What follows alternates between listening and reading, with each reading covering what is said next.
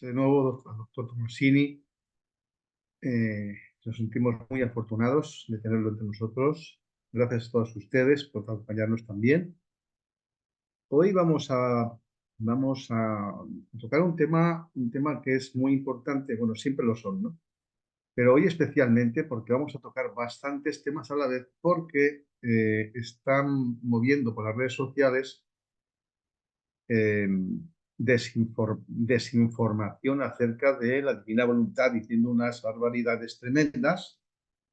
Y pues me ha enviado una persona que está sufriendo por lo que está escuchando. Y claro, en buen sentido me dice, oiga, ¿cómo podemos nosotros defender y desvirtuar estas barbaridades, verdad? Entonces, pues le hemos pedido al doctor Tomasini si le parecía oportuno. Él ya lo conocía hace tiempo, de hecho ya ha hecho algún programa al respecto, pero yo creo que va a ser muy edificante porque además de aclararnos aspectos controvertidos, están diciendo para que podamos nosotros tener argumentos sólidos y poder desvirtuar estas calumnias, que no son. Además, también nos va a ayudar a profundizar en aspectos que a lo mejor todavía no conocemos o nos viene bien para poder refrescar. Así que ya, sin más prolegómenos, os voy a dar lectura a lo que está circulando por ahí, por las redes, porque esto hace daño, sobre todo a las personas bien intencionadas que se acaban creyendo estas barbaridades, ¿verdad? Voy a entrar en detalle de quién lo publica, ¿de acuerdo? Mencionan, le dan mucha apariencia eclesial para darle sustento, ¿verdad? Me voy a centrar exclusivamente en las herejías que están aquí afirmando y que vamos a dar lectura para que el doctor, pues, fundamente la barbarie. Dice herejías. La primera y principal herejía, dice, es aquella que va en contra de la revelación divina. Aquella que nos fue legada por Jesucristo con la muerte del último apóstol San Juan. Y dice, con él se cerró el depósito fidei, como es llamado comúnmente.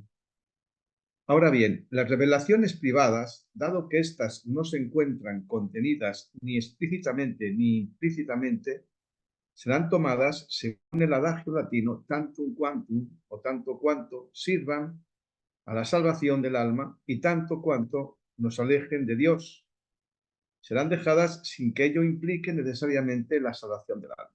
Por lo tanto, dice, estoy citando textualmente, por lo tanto, las revelaciones de Luisa Picarreta entran dentro de este tanto cuanto y de ninguna manera ni bajo ningún concepto condicionan ni mucho menos pueden ser superiores al depósito fidei a afirmar lo contrario. Como ella lo dice en sus libros, dice, es atentar directamente contra el mismo depósito de la fe, lo cual es temerario de herejía y contrario a lo enseñado por la Iglesia Católica, aquí y en todas partes. De aquí que lo que ella afirma haber recibido de parte de Dios Todopoderoso es una nueva revelación, condicionándola solamente a sus escritos, sin hacer referencia alguna al depósito de la fe. Esta herejía es sostenida, entre otros, por el modernismo, herejía incrustada en la Iglesia Católica fundada por Jesucristo. Doctor, ¿qué nos puede decir de esta barbaridad? Bueno, mira, yo creo que en primer lugar debemos de tener en cuenta de quién viene esto. Pues esa es la primera condición. Yo les pediría que cada quien que investigue por su cuenta de quién sale estas afirmaciones.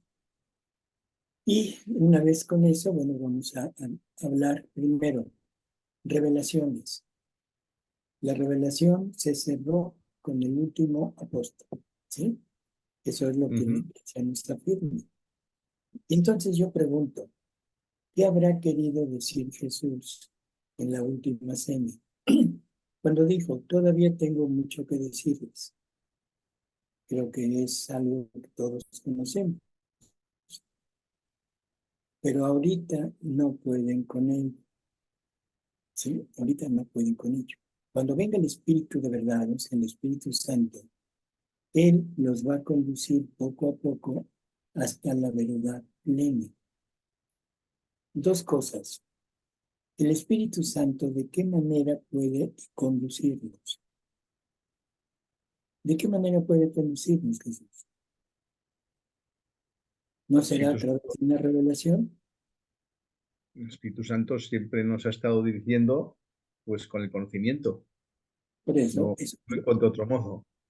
el conocimiento es una revelación, no una revelación inspirada, dicha, como sea, pero de todas maneras es una revelación. Por lo tanto, esa afirmación que se hace es un estar poniendo en entredicho las palabras de Jesús. O sea, todavía tengo mucho que decirles. Quiere decir que la revelación pública, todo lo que Jesús nos dejó, no es todo. O sea, y si decimos lo contrario, pues estamos negando todo lo que Jesús afirma. Segundo, los va a conducir poco a poco hasta la verdad plena. Bueno, la pregunta es, ¿qué es la verdad? La respuesta es obvia. Yo soy el camino, la verdad y la vida. O sea que la verdad es Jesús. ¿Qué quiere decir verdad plena? Un conocimiento total de Jesús. Por lo tanto, lo que nos está diciendo en pocas palabras es, me tienen que llegar a conocer porque aún no me conocen. No me conocen en la totalidad. Conocen la parte exterior. Conocen la parte de mi naturaleza humana. Y cómo me comporté, con quién estuve, qué hablé, qué me hicieron, en fin. Pero la parte íntima de él no la conocemos. Ni siquiera los apóstoles lo llegaron a conocer. Recordemos aquella pregunta que le hace Felipe y que le dice, oye, muéstranos al Padre. ¿Recuerdan la respuesta de Jesús? Felipe, hace tanto tiempo que estoy con ustedes y no has visto al Padre. ¿Qué le está diciendo? O sea, ¿cuál es el fondo de esa respuesta? Todavía no tenían la capacidad de poder aprender el conocimiento. Que el Padre está en Jesús. O sea, los apóstoles no tenían esa profundidad de conocimiento, aunque Jesús ya se los había dicho. Se los dijo en la última cena, que les dijo, cuando dice yo en ellos, luego tú, Padre, en mí, para que ellos sean uno y que lleguen a ser uno como tú y yo somos uno. O sea, Jesús está afirmando que Él es uno con la divinidad. O sea, desde su naturaleza humana está afirmando que es uno con la divinidad. Y ahí es en donde nos quiere poner. Entonces ya les había dicho que Él es uno con el Padre. Y sin embargo, a la hora de preguntar aquello que nos revela, que no conocían a Jesús. Y ahora la pregunta es, ¿la iglesia ha llegado a conocer a Jesús? Creo que estamos más atrás de lo que los apóstoles lo conocieron. Se ha hablado mucho, se ha hecho muchas disertaciones, muchas cosas que se han ido tratando de investigar, Pero la realidad es que seguimos en lo mismo. Sabemos que es uno con el Padre, pero sí, pero el cómo actuaba, el cómo interactuaba con la divinidad, no. Por lo tanto, tenemos a un Jesús desconocido. Hay por ahí un libro y una serie de comentarios que el Espíritu Santo es el gran desconocido. Bueno, y yo pregunto, ¿y Jesús no será el otro gran desconocido? Bueno, entonces el Espíritu Santo nos va a llevar a conocer a Jesús. Y la pregunta ahora es, ¿para qué? ¿Tú necesitas conocer a Jesús en plenitud para salvarte, Jesús? ¿O Hugo, Blanca, o alguien? ¿Necesitamos conocer a Para Jesús en poseerlo. plenitud? No, para salvarnos.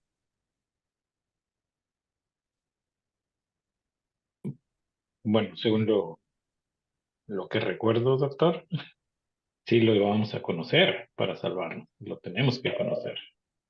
No, Así pero sea después de la muerte, porque Él se nos presenta y nos pide si lo aceptamos o no.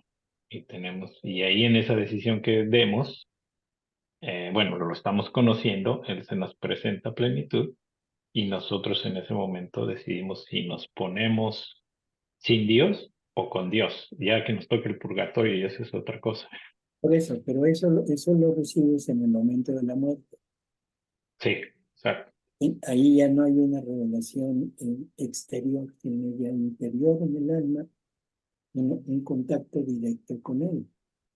Entonces, para salvarnos necesitamos llegar a conocer en plenitud a Jesús. No. No. Necesitamos conocer su naturaleza humana, necesitamos creer que es uno con el Padre, creer. Necesitamos estar seguros de que su sufrimiento, su redención, nos sirve para llegar a este punto de la salvación, pero nada más. Y entonces, ¿para qué quiere que lo conozcamos totalmente? Bueno, nos lo dice San Juan, nos lo dice San Juan y nos lo dice el Génesis. El Génesis nos dice que fuimos creados a imagen y semejanza de Dios en su Hijo Jesucristo. Entonces quiere decir que en Jesús está perfectamente la semejanza de Dios. Y que esa semejanza que tiene Jesús con el Padre, con la divinidad, esa la debemos tener nosotros. Porque si fuimos creados a imagen y semejanza, yo necesito conocerlo para poder saber qué debo ser. No lo dice San Juan. Dice, hijitos, ya somos hijos de Dios.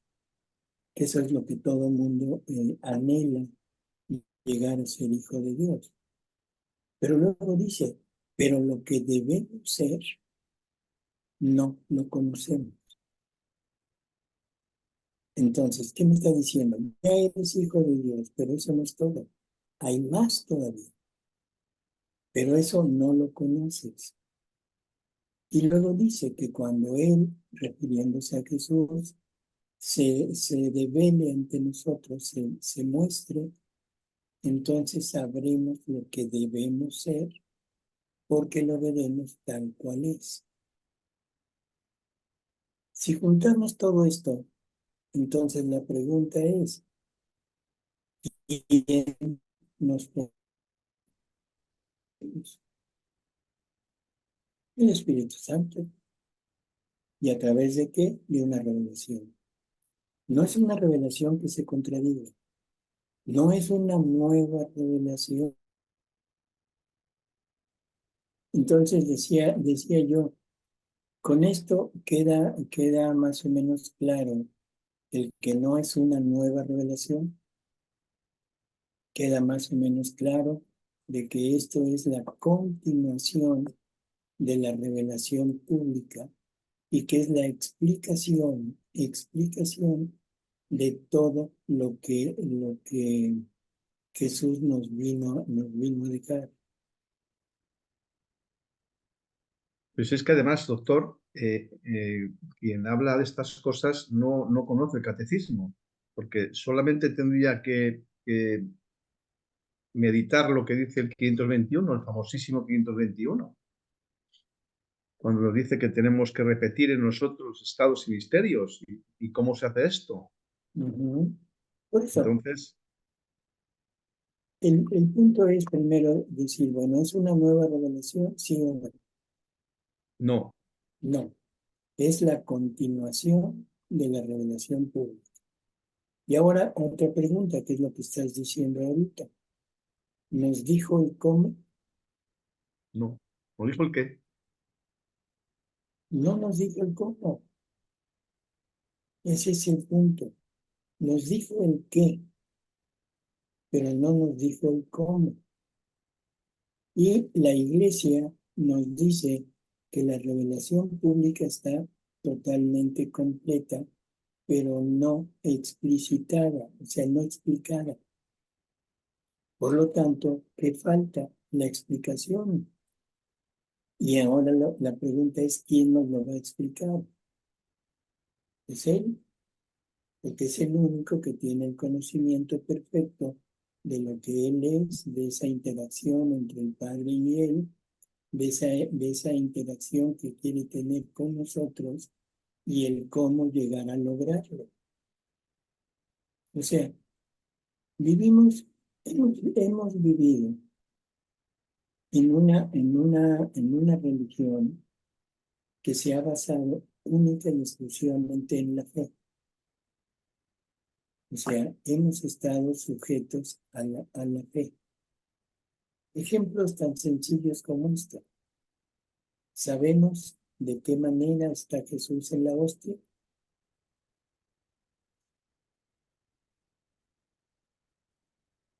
¿Lo conocemos? Sabemos que está, sabemos que es Jesús. ¿Sí? O sea, eso es fe. Pero ahora, ¿sabemos el cómo? No. No. Entonces, eso es otra parte que es necesario ir entendiendo, que aún lo que hemos practicado y lo que consideramos como el fundamento de nuestra religión, no lo hemos conocido. Bueno, ahora llega esta nueva, entre comillas, revelación y nos va a explicar el cómo está Jesús en la hostia. Entonces la pregunta ¿es nueva? No, es continuación. Yo creo que con esto es suficiente para entender que no estamos hablando de algo nuevo, que no es algo que venga a contradecir la revelación pública, sino simplemente nos viene a explicar cómo. El catecismo de la Iglesia Católica nos dice que Dios quiere participarnos de su naturaleza. Bueno, ¿y de qué manera? ¿Cómo? ¿Cómo?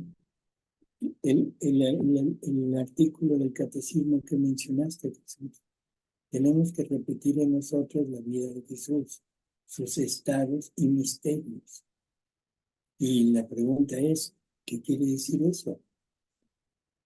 Tengo que ser otro Jesús en el sentido de nacer, pues es un misterio de Él, un estado, tengo que repetir su infancia, tengo que repetir su vida oculta, tengo que repetir su vida pública, tengo que repetir su pasión en mí.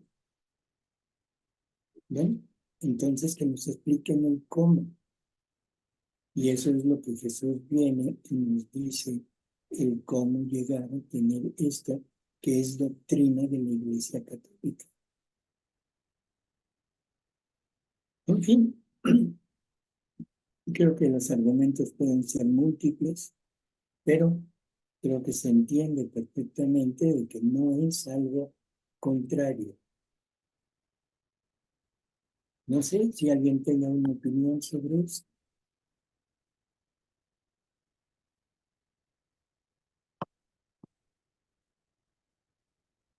No es una nueva revelación, sino es precisamente profundizar en, en cómo hemos de recuperar lo que perdió Adán. Todo se resume a eso. Nos dicen que hemos de imitar a Cristo, siempre hemos oído esto, imitar a Cristo, pero no se nos dice cómo hemos de imitar a Cristo. Así es. Y no voy a entender lo que más me ha podido conmover del libro del cielo ha sido precisamente esto, ¿no? El propio título del libro lo indica. Cómo recuperar, ¿no? Cómo recuperar esa, esa unidad con Dios, ¿no? Entonces, Sí, ha habido mucha teoría del qué, pero hasta ahora no, yo por lo menos no he encontrado el cómo, ¿no? Y aquí sí estoy encontrando el cómo, así cual es. se encuentra sentido. Así que de nueva revelación no, se está, Es nos está continuación de la la anterior. continuación. Otra de las cosas que se dice, me voy a ir adelantando en la lectura que estabas haciendo, dice que hay muchas herejías dentro de esta revelación. Como una de ellas pone al gnosticismo, ¿sí? El gnosticismo era una herejía que se afirmaba que uno no puede recibir el don de vivir en la divina voluntad sin acceso al conocimiento secreto contenido en los volúmenes de Luisa. Fíjate la mala fe de la palabra secreto. No sé si se logra ver. O sea, todo está bien, pero definitivamente lo está poniendo como esa parte de elegidos, ¿sí? Que es para una cierta cantidad de personas, para una cierta calidad de personas, y que no va a ser revelado a todo el mundo, y que no se puede acceder a este don si no es a través de este conocimiento. Bueno, y luego dicen que este conocimiento y este don lo tuvieron muchos santos. Ponen a Faustina Kowalska, ponen a Dina Belanger, ponen a Conchita Cabrera de Armida, en fin, o sea, a santos que supuestamente pudieron tener este don de la divina voluntad. Bueno, vamos a ver qué nos dice Jesús. Vamos a la lectura del libro 14, la lectura 65. Le dice Luisa, ¿es posible que después de tantos siglos de vida de la Iglesia, que ha hecho salir tantos santos, y muchos de ellos han hecho asombrar cielo y tierra por sus virtudes y maravillas, que no debían ellos obrar todo en el divino querer, en modo de formar este plano que tú dices? Estabas esperando propiamente a mí, la más inhábil, la más mala e ignorante para hacerlo. Me parece verdaderamente increíble.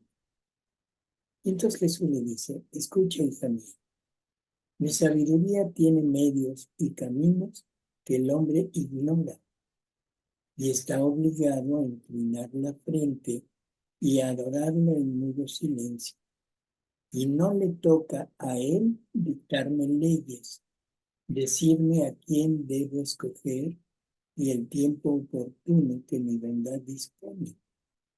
Además, debía primero formar los santos que debían semejarme y copiar en modo más perfecto, por cuanto a ello les es posible, a mi humanidad. Empezamos con estas palabras que son perfectas. Primero debía formar la santidad de la semejanza con Jesús. ¿Sí? O sea, el actuar por medio de virtudes, imitando las virtudes de Jesús. Pero las imitaciones nunca llegan a ser iguales que el original.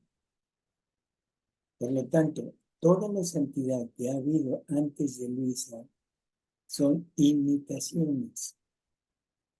Y luego dice que por cuanto a ellos les es posible. O sea, no está hablando de semejanza, está hablando de parecido. Dice, y esto lo he hecho ya. Ahora, mi bondad quiere pasar más allá y quiere llegar a excesos más grandes de amor. Y por eso quiero que entren en mi humanidad y copien lo que hacía el alma de mi humanidad en la divina voluntad. Ojo con esto. Quiero que entren en mi humanidad. No que estén junto a mí. No que vayan juntos, no que caminemos juntos, sino que entren en mi humanidad. Recordemos otra vez aquello de yo soy el camino, la verdad y la vida. Nadie va al Padre si no es por mí. ¿Qué nos está diciendo? O sea, si lo analizamos, ¿qué nos está diciendo? Que el camino no es el camino que sigue Jesús, sino que Jesús es el camino. O sea, es diferente seguirlo en el camino que va Él a seguir lo que Él es, porque Él es el camino. ¿Sí? Y luego, el hecho de copiar en nosotros la humanidad de Él. ¿Sí? Pero, ¿qué es lo que vamos a copiar? Su humanidad, lo que hacía su humanidad en la divina voluntad. Y ahora la pregunta es, ¿y yo cómo voy a saber qué hacía la humanidad de Jesús en la divina voluntad?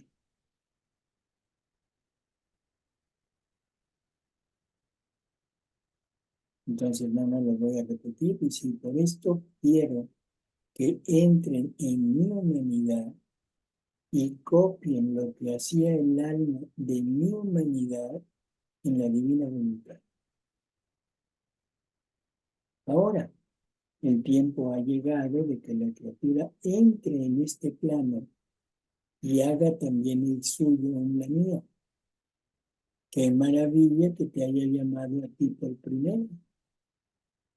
Además, es tan cierto que te he llamado a ti por primera que a ninguna otra alma, por cuan querida por mí, le he manifestado el modo de vivir en mi querer, los efectos de él, las maravillas, los bienes que recibe la criatura obrante en mi querer supremo, que busca en cuantas vidas de santos quieras, o en libros de doctrina, y en ninguno encontrarás los prodigios de mi querer obrante en la criatura, y la criatura obrante en mí. Bueno, ¿qué es lo que nos dijo? Creo que es muy claro, ¿no? En el libro 11, en la lectura 61, dice, por eso en este tiempo te he hablado siempre de mi querer y de los efectos sublimes e indescriptibles que mi querer contiene, y que a ninguno hasta ahora he manifestado. En el libro 12, la lectura 27, dice, ahora el inicio de la santidad del vivir en mi querer, quiero que seas tú. O sea, más clara refutación a lo que están diciendo no se puede. Luisa es la primera y a través de Luisa todos llegaremos a conocer y probablemente a vivir, si es que queremos, en este medio. pero tiene que ser siempre a base de conocimiento y recordar que cuando Dios quiere hacer una obra que va a ser para el bien universal, primero lo trata con uno, y cuando ese uno le corresponde a nombre de todos, entonces ya lo pone a disposición de toda la familia humana. En el libro 17, la lectura 1, dice: hija mía, el vivir en mi querer es muy diferente de las otras santidades, y por eso hasta ahora no se ha encontrado el modo ni las verdaderas enseñanzas del vivir en él. Se puede decir que las demás santidades son las sombras de mi vida divina. En cambio, esta es la fuente de la vida divina.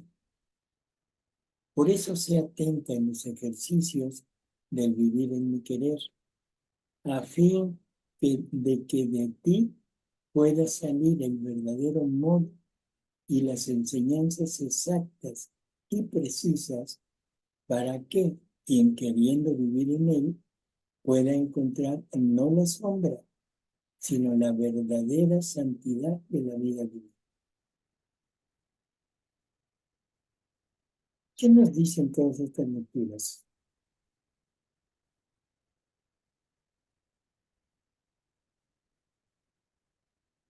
Tenemos que ser como Él.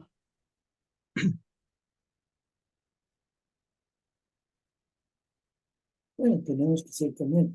Pero ¿qué nos dicen respecto a estos escritos, a estos ataques? Que antes que Luisa no había nadie, ella fue cabeza de misión. Así es, primera cosa. Segundo, Am- la mala interpretación que se ha hecho de estos escritos, y ya no diría yo mala interpretación, sino el desconocimiento total de lo que estos escritos dicen. Creo que cualquiera leyendo esto se puede dar cuenta de que no es nada nuevo, de que no es nada fuera del orden, y que es simplemente la continuación de lo que Jesús dijo. Por lo tanto, las personas que hablan de esto en contra, poniendo estos argumentos, nos están demostrando que no conocen realmente estas verdades que Jesús ha dicho. ¿Sí? En el libro 17, ahorita, no sé, en el libro 17, la lectura 51 dice: por lo tanto, todas las verdades que te he dicho, tu muerte rasgará los velos que las cubren, y resurgirán como tantos soles que disiparán las nubes de todas las dudas y dificultades con las que parecían cubiertas en vida. Así que mientras tú vivas en este bajo mundo, poco o nada verás en los demás de todo el gran bien que mi voluntad quiere hacer por medio tuyo. Después de tu muerte, todo tendrá su pleno efecto. A ver, Rosy. Perdón, buenas tardes, doctor, y a todos. Mire, yo prefiero quedarme en el libro de las 24 horas de la Pasión, la lectura 2:27, donde nuestro Señor Jesús le dice, Jesús se ha vuelto al confesor y le dice: esto es imposible, hasta yo tuve contrarios, y esto es a personas de las más notables y también sacerdotes y otras dignidades. Tuvieron que decir sobre mis santas obras, hasta tacharme de endemoniado. Estas oposiciones, aún por personas religiosas, yo las permito para hacer que a su tiempo pueda reducir más la verdad. Yo creo que yo me quedo con eso, doctor. Sí, estamos de acuerdo. Yo creo que cada verdad que él nos va diciendo lo marca perfectamente, o sea, su veracidad, ¿sí? Su exactitud en lo que es nuestra doctrina. Pero ante personas que se empeñan en desacreditar de este modo, pues hay que irles poco a poco enseñando estas verdades para que entiendan lo que están diciendo. El gnosticismo, o sea, esto que estamos hablando ahorita, lo que está queriendo decir es que solamente los escritos de Luisa nos capacitan para llegar a vivir en la divina voluntad y llegar al ejercicio de las virtudes cristianas. Y bueno, yo pregunto, ¿no es lo que nos ha dicho Jesús? Que a través de estos escritos, a través de estas verdades y a través de la vida de Luisa, es como nosotros podemos llegar a vivir en este mundo. Sin embargo, no le creo. Y luego de que implica elitismo. Elitismo, lo que decíamos al principio, un conocimiento secreto para unos cuantos que son toda la familia humana, porque estos escritos se dieron a una persona, pero de ella se han abierto a toda la familia humana. Así que el elitismo sería, si es que fuera, pero determinado por las criaturas, no determinado por Dios, ni mucho menos por Dios. Seguimos, doctor, con las supuestas herejías. Sí, por favor. Dice, la segunda herejía en la que incurre Luisa Picarreta es la llamada monotelita, impulsada por Sergio Patriarca de Constantinopla ya por el año del Señor de 674. En la carta primera escrita, Fraternitis Vestrae, a Sergio Patriarca de Constantinopla. Herejía que niega las dos naturalezas en Cristo Jesús. Que niega las dos naturalezas en Cristo Jesús. Y admite una sola, como lo es la divina, en detrimento de la humana. Esta forma herética de expresarse sobre las dos naturalezas de Jesucristo fue refutada en su momento por el Concilio de Calcedonia y posteriormente condenada por el Concilio de Letrán. ¡Qué barbaridad tan grande! Bueno, ya lo acabas de decir. Yo creo que cualquiera que haya leído los escritos no llega a esta conclusión. Se habla de la naturaleza humana de Jesús, se habla de la naturaleza divina de Jesús, se habla de esa fusión que hay entre humano y divino, no de la desaparición, sino de la fusión. Y esto nos confirma lo que la Iglesia nos dice, nuestra doctrina. Nos quiere compartir su vida, nos quiere compartir su naturaleza, nos quiere compartir sus atributos, nos quiere compartir sus obras. O sea, este punto es decir, bueno, ¿cómo? ¿De qué manera? Solamente en esta unión de vida con Él, formando una sola cosa, ni divina ni humana, sino divino-humana, en donde están las dos naturalezas fundidas juntas. Y aparte, si vamos al libro de la Pasión, se muestra perfectamente esa separación de la parte humana con la parte divina. Eso es todo lo contrario. El libro del cielo expresa con claridad meridiana en qué consiste la naturaleza humana y la divina y cómo coexisten. Es todo lo contrario. No, yo no lo he encontrado en ninguna otra revelación, ni en la Sagrada Escritura, ni en el Catecismo. O sea, sí, es todo lo contrario. Quien ha leído quien ha escrito esto verdaderamente no conoce el libro del cielo. Pero bueno, esta es descaradamente patente, ¿no? Dice, la tercera herejía contenida en los libros de esta autora es la monofisita, que ¿Mono qué? afirmó categóricamente, ¿perdón? ¿Mono qué? monofisita, que afirmó categóricamente que en Jesucristo había una sola voluntad, contrario al sentir de San Sofrino, que defendió contra el Papa Honorio las dos voluntades en Jesucristo y al sentir de la Iglesia.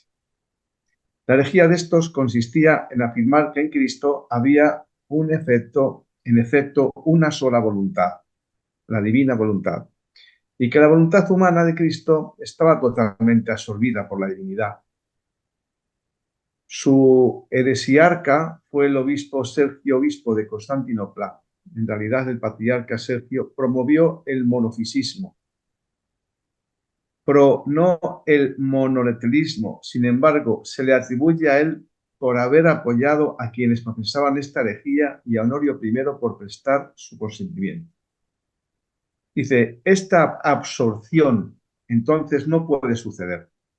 Es imposible que la voluntad de cualquier persona sea absorbida por la divina voluntad porque se suprime en nosotros el libre albedrío, lo cual es una aberración. ¡Qué barbaridad! Al cual peore. Santo Tomás de Aquino dice, en su tratado Verbo Encarnato de la Suma Teológica, trata sobre el libre albedrío de Jesucristo. A él remito a los lectores para un mayor conocimiento de esta cuestión. Es terrorífico. Y eso es exactamente lo que Luisa enseña, dice estos señores, una y otra vez en sus revelaciones. Luisa, dice, enseña clara y repetidamente que cuando uno recibe este nuevo sacramento de la divina voluntad, la voluntad humana deja de funcionar como tal. ¡Qué barbaridad! Quedando solo la divina voluntad en nosotros. Aquí se refiere a un error grosero de naturaleza atribuido a Jesucristo, que es la suma perfección, y no cabe de ninguna manera en la imperfección. Dios soberano, creador y redentor, respeta en el hombre común su libre albedrío, con el cual ese mismo hombre puede elegir libremente entre el bien y el mal. Ahora bien, si Dios hace esto con cualquier hombre, ¿por qué a su Hijo, a su Verbo encarnado, le negará este libre albedrío una vez hecho hombre? Por lo tanto, a la luz de la teológica católica, Suma Teológica de Santo Tomás, Tratado de Verbo Encarnato, sobre este tema, Luisa Picarreta se equivoca totalmente, incurriendo necesariamente en herejía, al confirmar obstinadamente su teoría antes mencionada, es decir, el monotelismo. Es una falsedad, una calumnia y es una... Bueno, ya sabemos quién está detrás de esto, porque quien ha escrito esto lo está haciendo ya de mala fe, primero porque es falso lo que está diciendo, no es una interpretación, es una falsedad absoluta. Por eso se entiende que ni siquiera vale la pena entrar en lecturas, porque es exactamente lo contrario de lo que afirma, de lo que Jesús afirma. Entonces, por eso decía al principio que habría que investigar, ojalá lo hagan, de quién está viniendo esto. O sea, porque vale la pena saber de dónde sale. ¿Sí? Según esto menciona el nombre de un reverendo, nombre y apellidos. Sí, por eso, pero ahora hay que meterse a investigar quién es. Lo haremos. Para saber qué tanta veracidad puede tener. Y por lo que estamos oyendo es el pleno desconocimiento y la mala fe, porque esto es mala fe, de querer destruir algo que no conoce.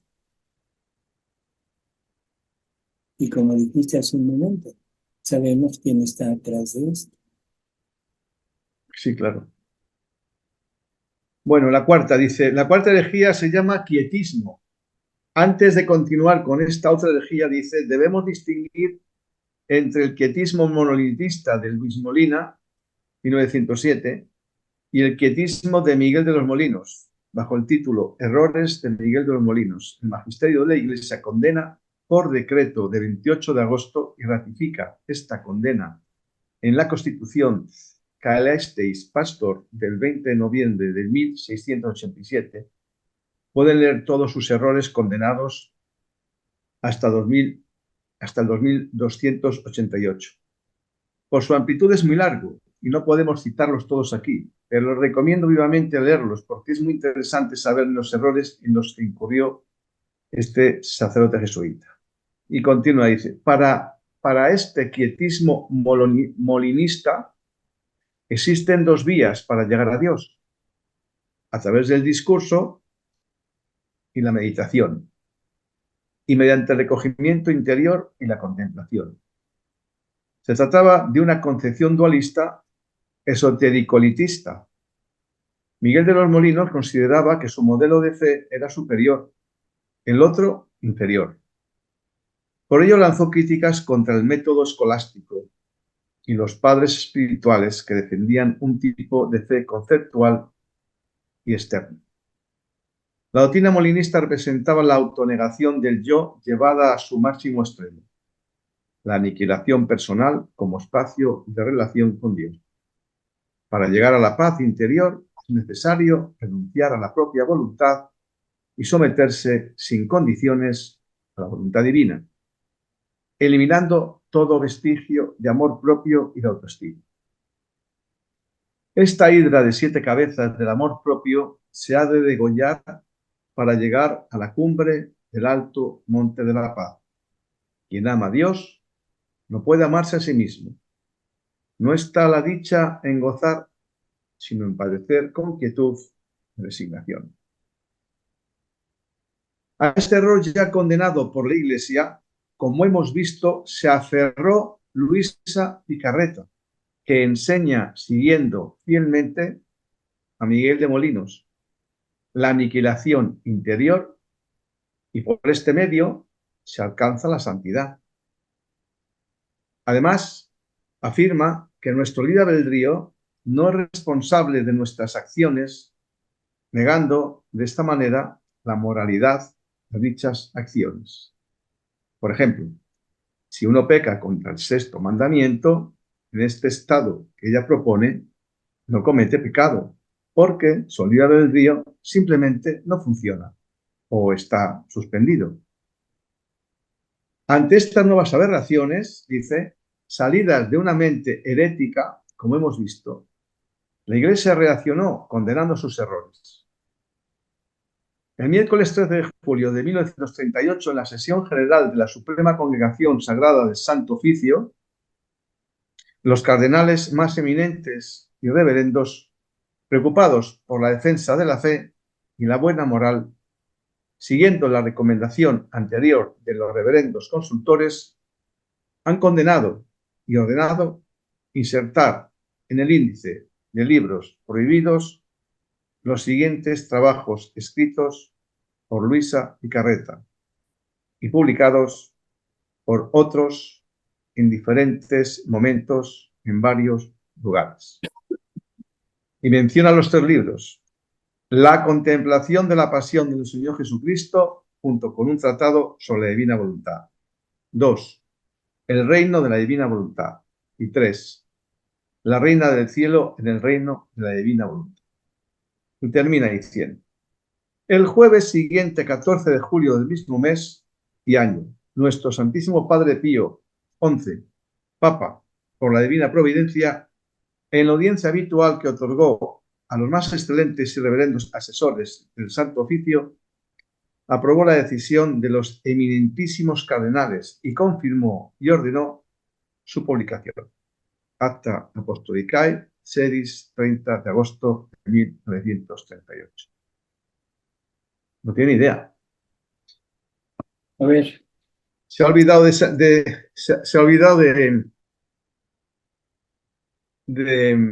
me quedo en blanco. por eso, Principal, simples frases de Jesús. El que vive en su voluntad parece que no hace nada, pero lo hace todo. pero lo hace todo porque obran a lo divino. El alma que vive en la divina voluntad tiene que extenderse en toda la familia humana para tomar todos los actos de todos ellos y rehacerlos para entregarlos a la divinidad como hechos en la divina voluntad. O sea, si a eso le puede llamar quietismo, bueno, pues está bien, pero de quietismo no tiene absolutamente nada, ¿no? En fin, yo creo que hasta es inútil en estar tratando de rebatir esto. Mira, voy a decir algo, ojalá que realmente se entienda el modo como lo quiero decir.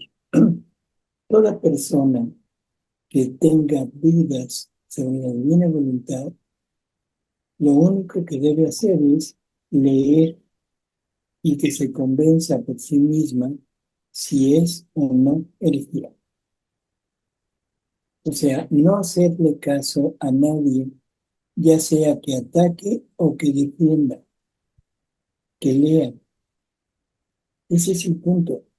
Y estamos acostumbrados, ese es el tremendo error de todos, estamos acostumbrados a que el sacerdote es el plus ultra de todo. Y si el sacerdote dice blanco, aunque sea negro, yo digo no, el sacerdote me dijo, es blanco.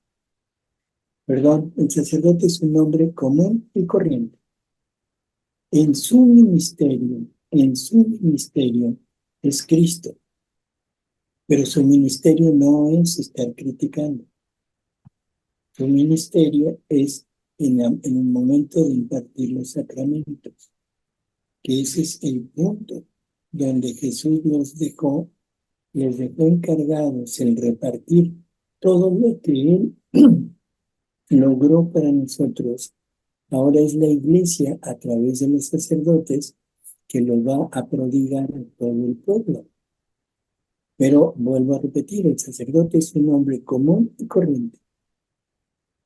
Por lo tanto, está sujeto a errores, está sujeto a malas interpretaciones, está sujeto a una mala intención, o sea, intenciones torcidas, y lo principal en esto, es sujeto a la tentación y al ataque del demonio para que a través de ellos se ataque lo que el demonio quiere atacar. Sabemos que el demonio atacó a Luisa desde el principio, en diferentes modos. O sea, primero haciéndole la vida imposible 3 años y medio. Después, no escribas.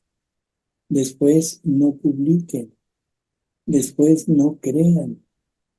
Pero todos le han ido fallando. Todas. Porque Luisa escribió, se publicó, se está creyendo.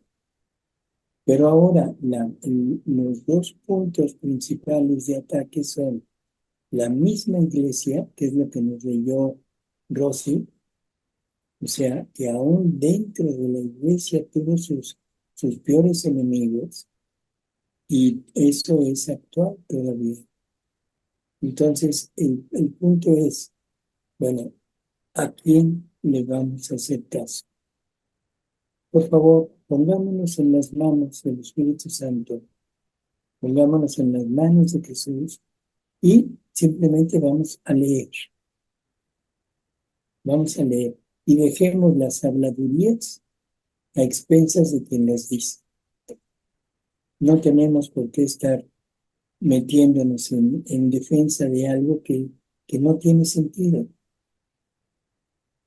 Como lo fuiste diciendo en el momento de leerlo, qué barbaridad, esto es una total mentira. O sea, entonces, ¿qué caso tiene? Si a alguien esto lo saca de la divina voluntad, perdón, nunca estuvo en la divina voluntad.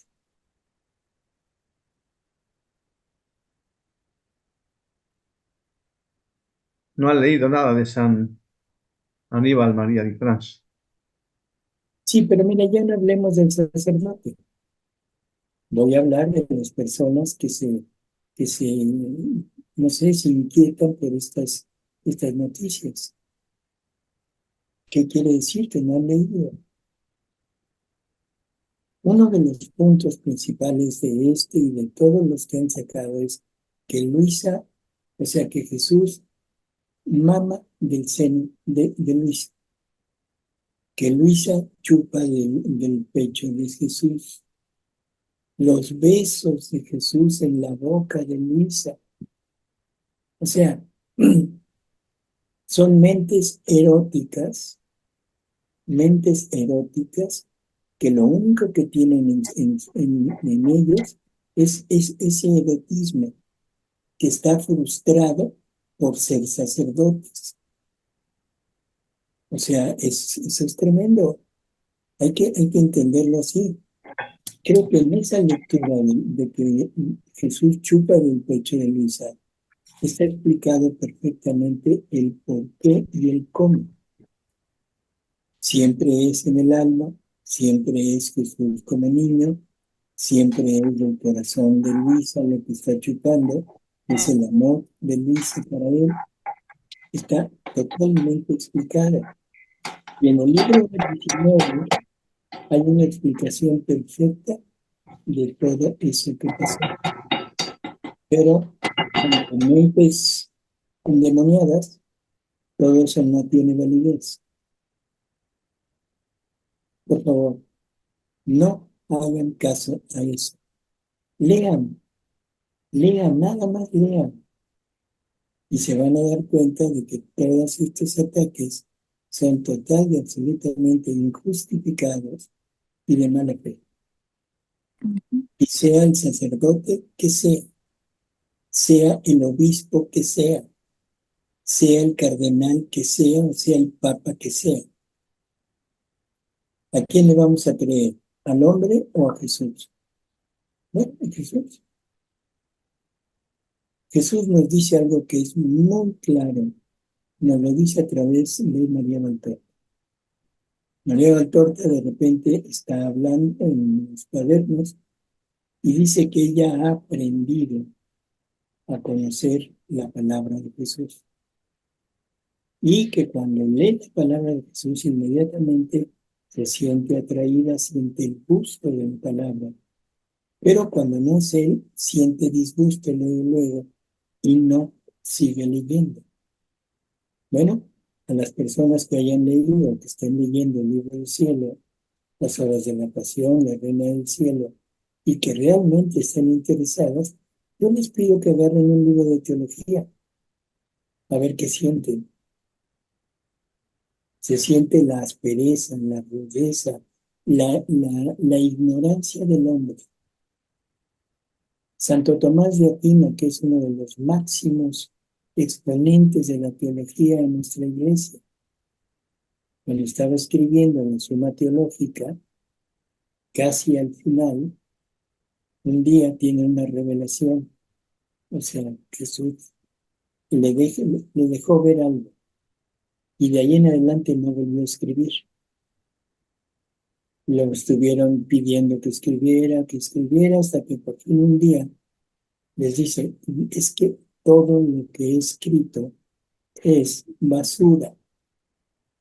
Por supuesto, palabras de Santo Tomás de Aquino sobre su obra maestra, que es la teología, la Suma Teológica de Santo Tomás, que es en donde se apoyan todos estos teólogos, los sacerdotes modernos. Bueno, ya mejor no sigo hablando.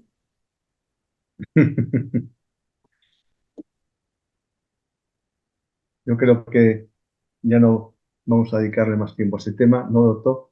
No tiene caso. Mira, en realidad lo que yo les pido es, lean, y se van a dar cuenta de que todo es con la mala intención de desacreditar. Y ahora la pregunta es, ¿por qué yo desacredito algo que no conozco? ¿Cuál sería la respuesta?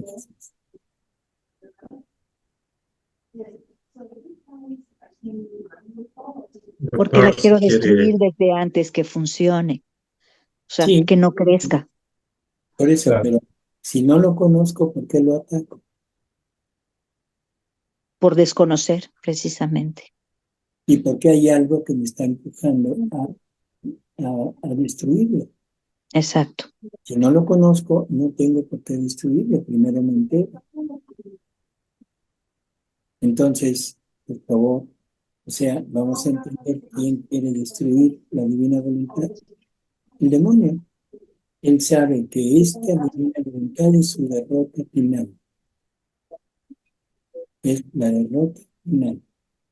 Y es muy sencillo entenderlo. Nos dice el Apocalipsis que el demonio quedará encerrado en el infierno. ¿Sí? Ya al final. Y la pregunta que siempre deberíamos hacernos es, ¿realmente lo irán a encerrar en el infierno? ¿Ustedes qué opinan? ¿Lo encerrarán en el infierno? Lo primero es que el infierno no es un lugar. Por lo tanto, ¿en dónde lo van a encerrar?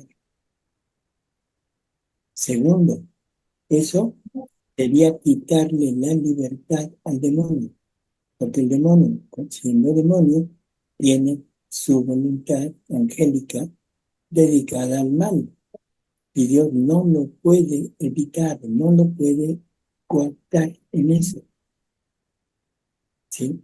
Y esto sirve para entender, por ejemplo, que cuando rogamos a Dios que nos libre del maligno, ¿qué me responderá Dios? Para eso te di una inteligencia, para eso te di una memoria, para eso te di un libre albedrío y te di una voluntad. Úsalos. Porque si Él lo hace todo, entonces me va a tener como esclavo. ¿Sí? Entonces, ¿el demonio quedará encerrado? No. La divina voluntad blindará a la criatura, y ya lo hemos leído, que en el alma que vive en la divina voluntad, el demonio no lo puede tentar.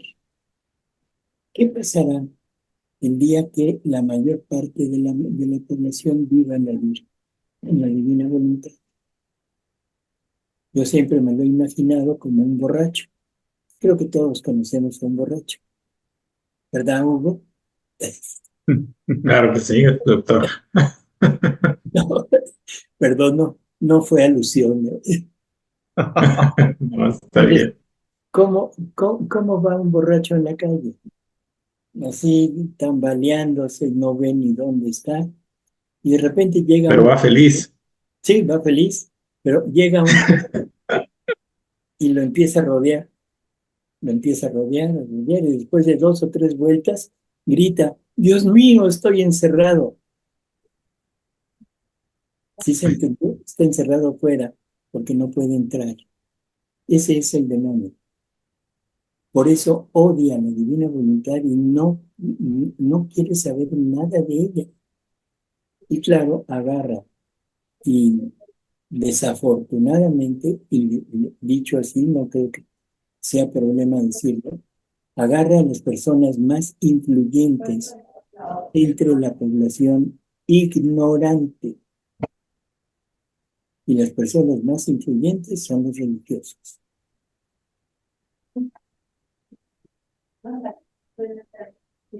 Doctor, si quiere, le puedo mostrar aquí un ejemplo, el que comentamos antes. A ver, a Le Jesús voy a... tambaleándose en la calle. Sí,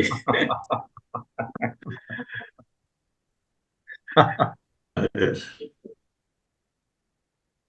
Este es Daniel Ojono. Él es un hermano, obviamente de habla inglesa. Él es profesor de filosofía en la Universidad Estatal de Nueva York. Y bueno, él ha creado dos libros que se enfocan a lo que se llama la era de paz y el cumplimiento de que la mayor de las oraciones, que es el Padre Nuestro, no se va a ir sin ser contestada, que es esta parte. Pero en este video en específico, él está refutando a este sacerdote. Básicamente, desde el título de los videos podemos ver la hazaña que le tiene a la divina voluntad. Por ejemplo, el título de este video es La gran decepción de la divina voluntad. Aquí dice Luisa Picarreta, víctima de un depredador sexual. Y por aquí había otro. Bueno, aquí hablando del Papa, aquí está. Dice, el libro del cielo, los errores colosales del libro del cielo. Este es de 1 hora, este es de 35 minutos, es corto, y este de 2 horas con 17 minutos.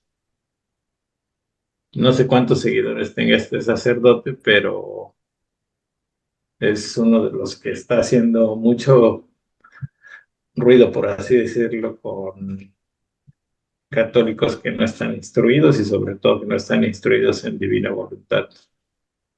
Entonces, que si alguna vez tuvieron la mínima intención de acercarse, pues con este tipo de actividades, pues los alejan, desgraciadamente. Pero bueno, este es uno de los ejemplos. Perdón, Daniel O'Connor es un gran teólogo y precisamente ahorita que lo escuchaba usted hablando de otros santos, él pone muchos ejemplos de diferentes santos que han recibido diferentes revelaciones de una forma metafórica. Por ejemplo, eso de mamar leche de los pechos, de los besos y de beber un líquido que salga del costado de nuestro Señor.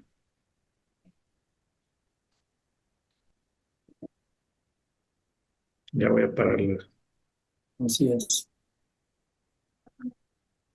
Doctor, aquí, porque estábamos con el doctor preparando el programa y surgió esto y propusimos si lo abordábamos este asunto de las herejías, pero en realidad se había seleccionado un par de textos.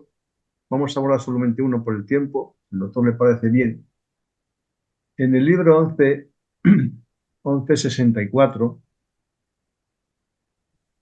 septiembre 25, 1913, cuando habla de los sacramentos, dice que producen sus frutos según las almas estén sometidas a la divina voluntad y según la conexión que tengan con el divino querer, así producen los efectos. Entonces, ese primer párrafo, doctor, el que yo le quería preguntar, ¿no? Dice Luisa, habiendo dicho al confesor que Jesús me había dicho que la voluntad de Dios es el centro del alma y que este centro está en el fondo del alma,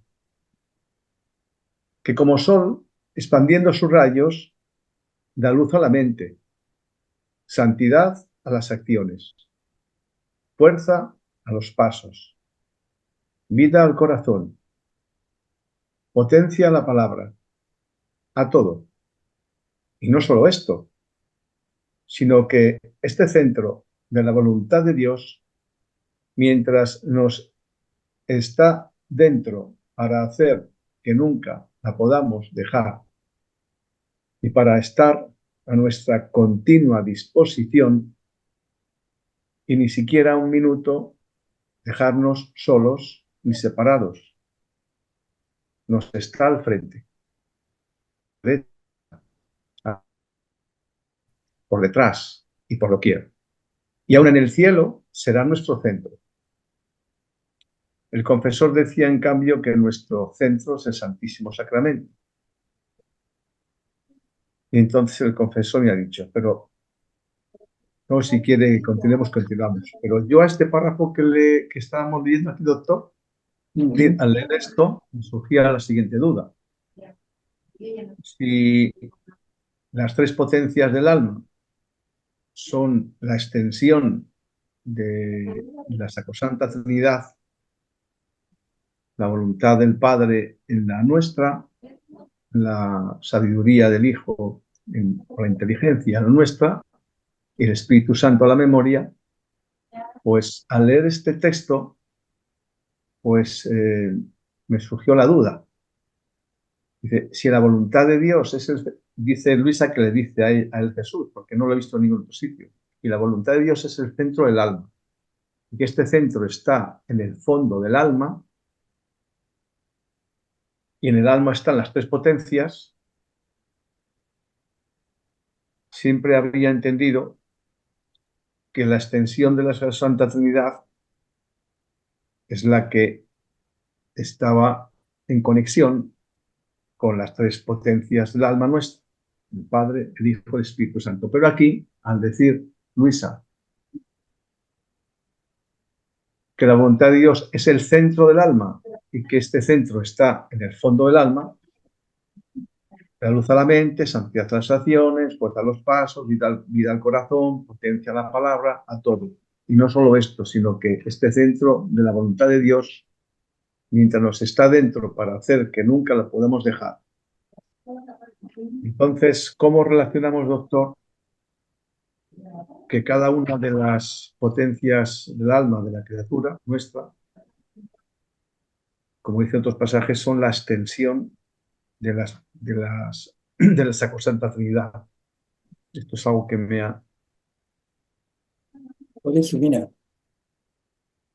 en el momento de crear al ser humano, Dios pone en él todo lo que él quería comunicar. El Padre nos comunica su potencia a través de la voluntad. El Hijo nos comunica su inteligencia a través de esta inteligencia que nos da. Y el Espíritu Santo nos comunica el amor, pero a través de la memoria. O sea, la memoria nos sirve para recordar todo lo que Dios ha hecho, todo lo que Dios hace por nosotros, y eso nos llevaría al amor. Bueno, es como un enchufe, Jesús. Todos conocemos un enchufe. O sea, yo tengo corriente eléctrica en mi casa, tengo contactos, tengo aparatos eléctricos. Ahora, un aparato eléctrico sería como la extensión de lo que la electricidad puede hacer. ¿Pero qué necesito hacer? Enchufarlo. ¿Sí? Bueno. Segundo, la divina voluntad está en todos. Buenos, malos, perversos, santos, en todos. Porque es principio de vida. Y ese principio de vida tiene que estar continuamente en la criatura, dándole la posibilidad de estar obrando. Y obrando a través de sus tres potencias y de su libre albedrío. Ahora, está en el centro del alma, ¿de acuerdo? Es como un sol, es como el sol. Vamos a imaginarnos el sol que con sus rayos de luz y de calor está expandiendo en toda la creación, pero vamos a hablar de la tierra, en toda la tierra, los atributos que Dios le puso.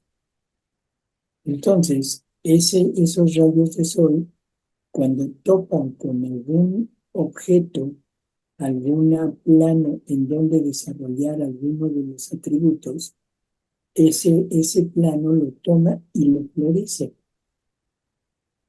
Una semilla de un naranjo toma los atributos que la luz del sol tiene del naranjo y produce un naranjo, que va a producir naranjas.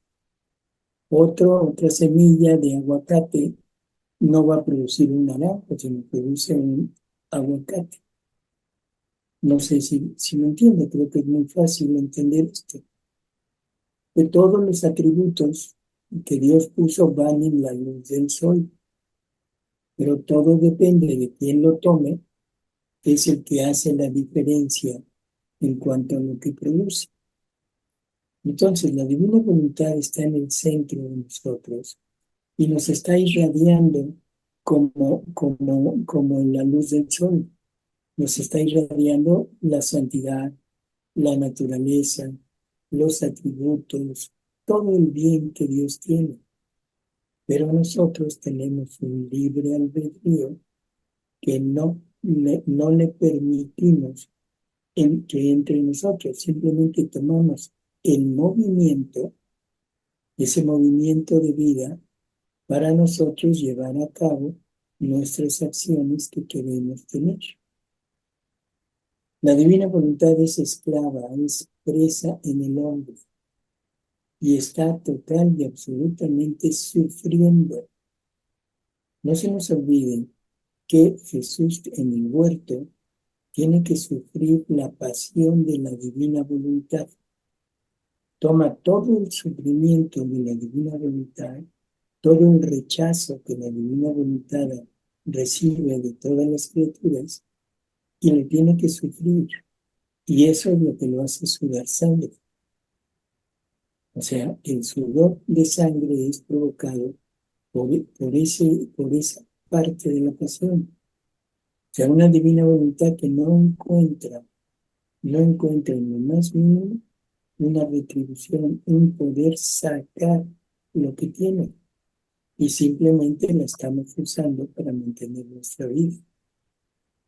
Entonces, en ese sentido, por eso dice, está en el fondo del alma, sí, que como sol expande sus rayos de luz a la mente para pensar bien, de santidad a las acciones, para poner la santidad divina en nuestros actos, fuerza a los pasos, vida al corazón, potencia a la palabra, a todo, igual que el sol material esparce sus dones en toda la creación.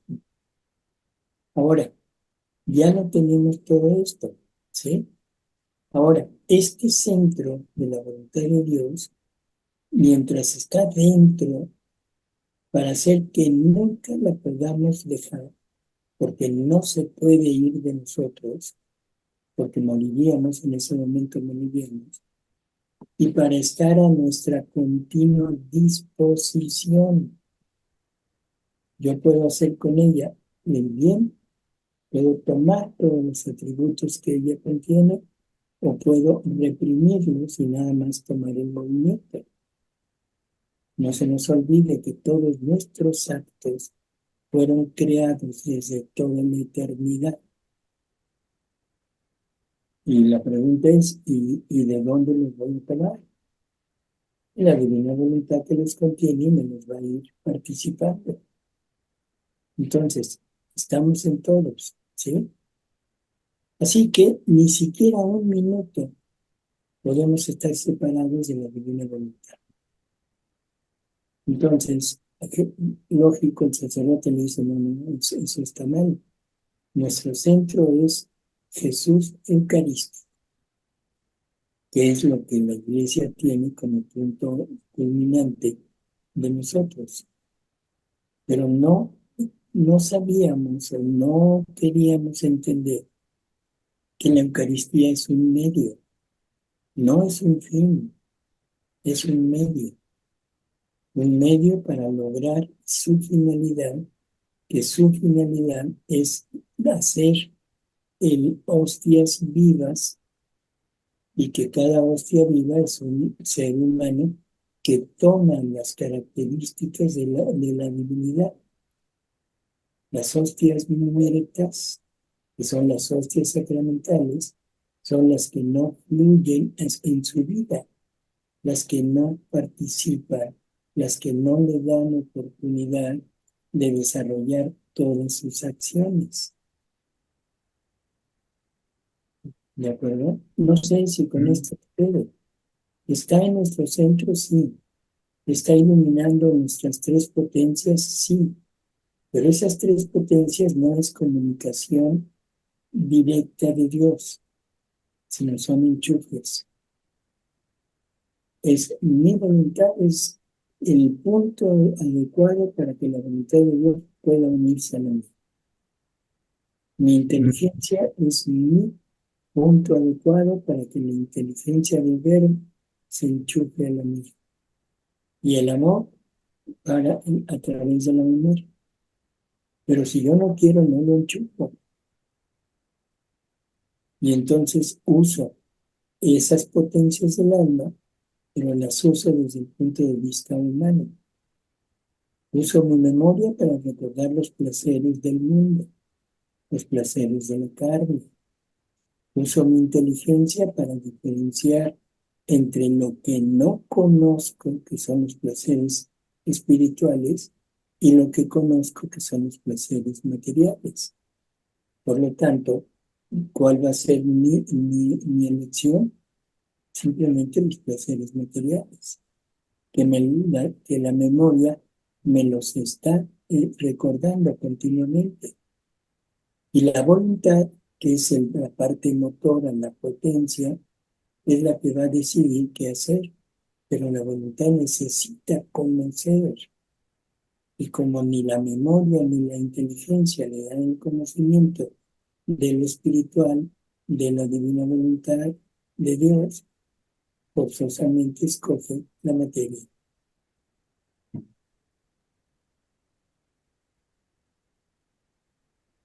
Entonces son independientes, doctor, esa conexión cuando nosotros, con la simbología que decía usted de los enchufes, la voluntad humana, la inteligencia humana y también la memoria humana, si no nos conectamos indudablemente y vamos con ida del río, pero con la confusión. Estas tres potencias son la extensión con la Sacrosanta Trinidad.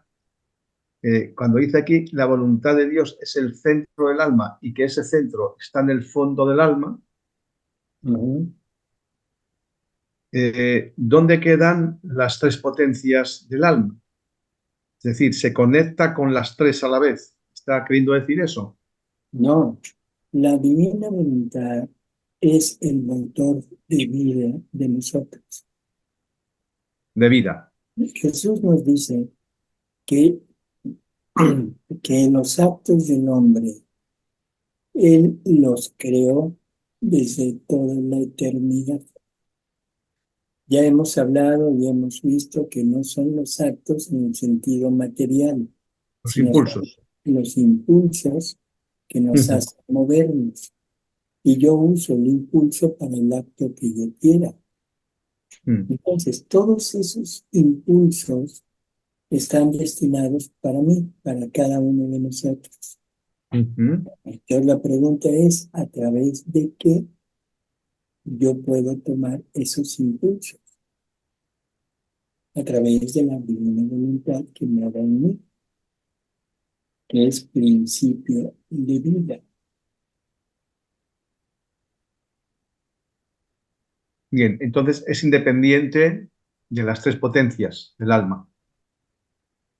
Si lo quieres ver así, sí es independiente. Debería de ser una sola. Debería de conectarse con nuestras tres potencias. Pero eso depende del libre albedrío de la persona. ¿Tú tuviste una vida normal? Normal me refiero a humana, antes de conocer la divina voluntad. Y la pregunta es, ¿la divina voluntad no estaba en ti? Por supuesto, estabas crucificada, estaba total y absolutamente martirizada en ti, estaba agonizando en ti. Y eso es lo que Jesús tuvo que tomar, y todo ese sufrimiento de la divina voluntad y vivirlo Él. Y por eso, vuelvo a repetir, llega a lo imposible en el sufrimiento. Imposible, que es sudar sangre. Ya hemos hablado también desde el punto de vista médico que el sudar sangre no es algo que pueda ser fisiológico. Pero ante un sufrimiento de estos, que ya no es un sufrimiento humano, sino es un sufrimiento divino, la humanidad de Jesús se ve prácticamente rebasada en todas sus esferas, e incluso rebasa la parte fisiológica y trasciende lo que no podría ser, lo pone en acto.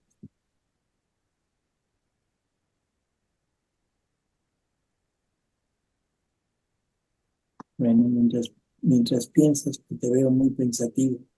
A ver, No, estoy interiorizando. Araceli. ¿Qué tal? Buenas noches o hola, mejor, hola. Bueno, Yo todo esto me lo imagino como una cortina dentro de nosotros, el famoso velo, y ahí está, nos da vida y tal, pero está en nuestro albedrío, en nuestra libertad, el ir recorriendo esa cortina para dejar de ser animal racional y ir dándole el espacio a Dios, esa luz, al recorrer esa cortina. Y bueno, así de sencillo lo veo yo y dejarlo a él, irnos revelando y tal, y justo con la lectura, justo con el estar girando, el girar es una maravilla porque nos va revelando qué cantidad de cosas. Yo la verdad les recomiendo que hagan ese esfuerzo porque es verdaderamente revelador. Y me acuerdo mucho, doctor, cuando estuvo en el retiro en Valladolid, que yo le expresé en alguna ocasión, es que así como hay un infinito afuera, hay un infinito adentro. Y usted me dijo, ¿de cuál se fumó? Ahora, la verdad entiendo que sí, que hay un infinito adentro y es ese velo que nosotros hay que intentar ir recorriendo para que ese sol brille por dentro. así es. Perfecto. Ahora, ahora ya no le decimos de cuál fumó. A ver, Concha.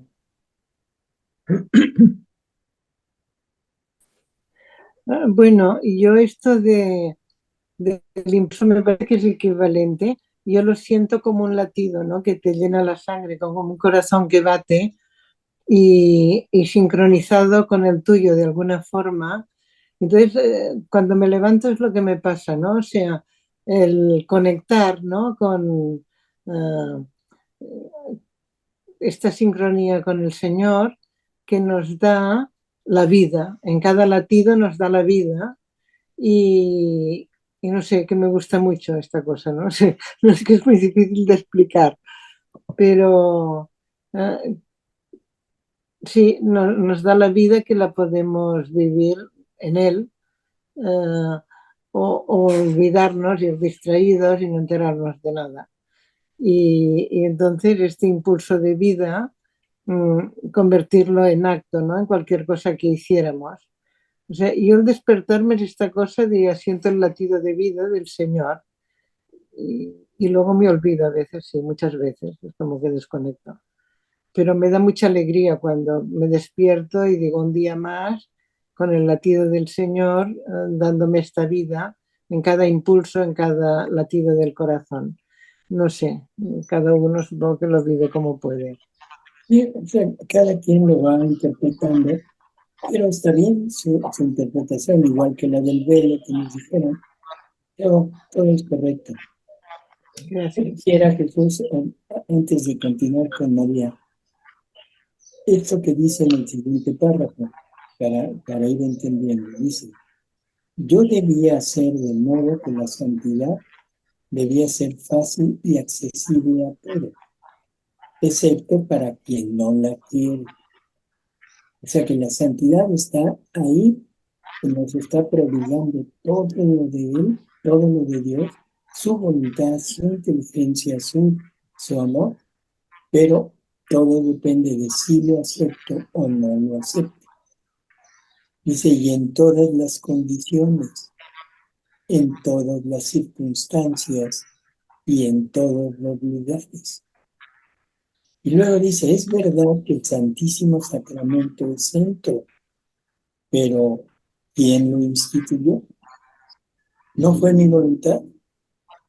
Por lo tanto, me salté, ¿quién sojuzgó a mi humanidad a encerrarse en el breve giro de una hostia?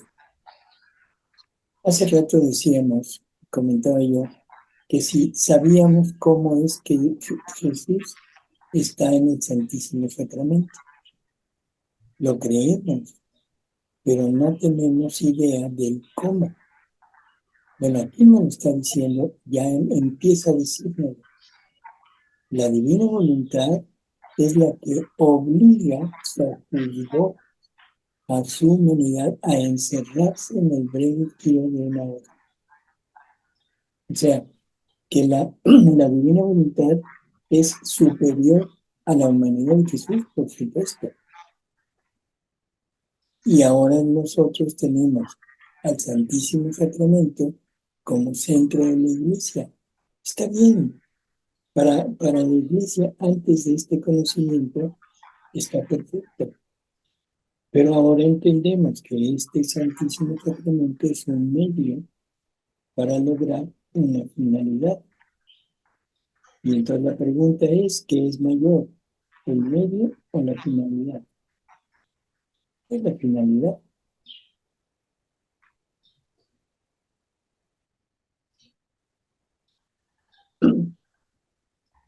A ver, María de Jesús.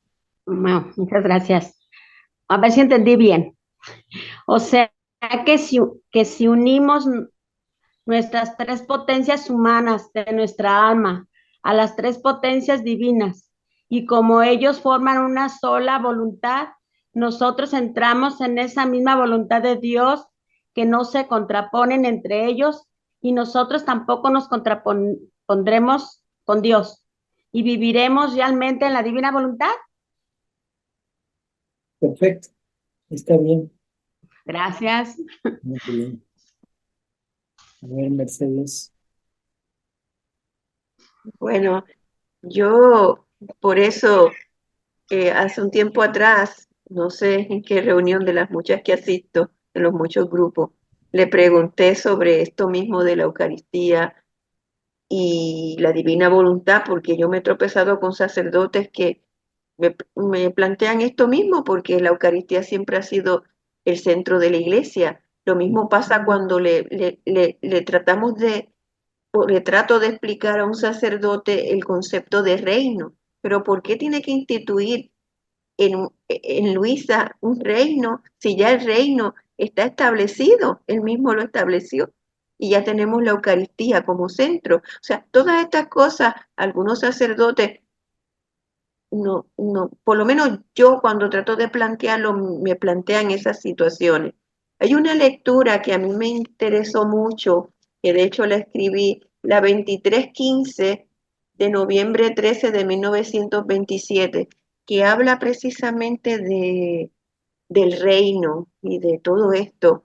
Y es muy interesante porque yo lo veo como usted mismo lo ha explicado, que este tiempo es muy parecido al tiempo antes de que viniera Jesucristo, que estaban esperando por el Redentor, que lo confundieron y entonces lo crucificaron y todo eso, que sabemos. Pero este tiempo ahora es un tiempo que es, vamos a decir, nuevo, con todo lo anterior, pero nuevo en ese sentido.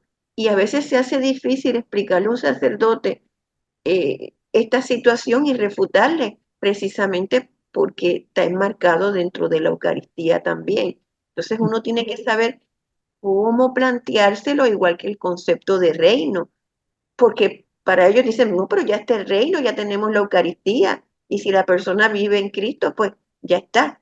Entonces, ese punto de vista hay que enfatizarlo mucho, principalmente aquellos que queremos difundir la divina voluntad y darla en el marco de la iglesia, porque yo lo he intentado, pero llevo un poquito de dificultad con eso. Gracias. Ha llevado uno que otro rechazo, no sé qué. Sí. Y se va a llevar muchos más.